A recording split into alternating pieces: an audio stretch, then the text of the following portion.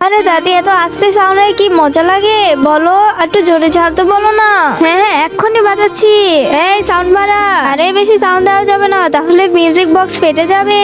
বক্সের জন্য টাকা কি তুই দিবি? আরে আমি কেন দিব, এগুলো তো আপনারাই দিবেন। তাহলে আমি যা বলছি তাই করতে হবে। কি? হ্যাঁ যদি না করিস তোরই টাকা দিতে হবে। আর বক্সের সমস্যা হলে আমি কি করব? তখন বিষয়টা আমি দেখবো। যা এখন বাজা।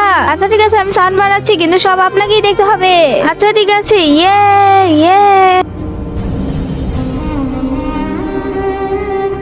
আরে বক্স অফ হয়ে গেল কেন? কি হয়েছে আবার এটার? আরে সাউন্ড বন্ধ করলি কে? বাজা।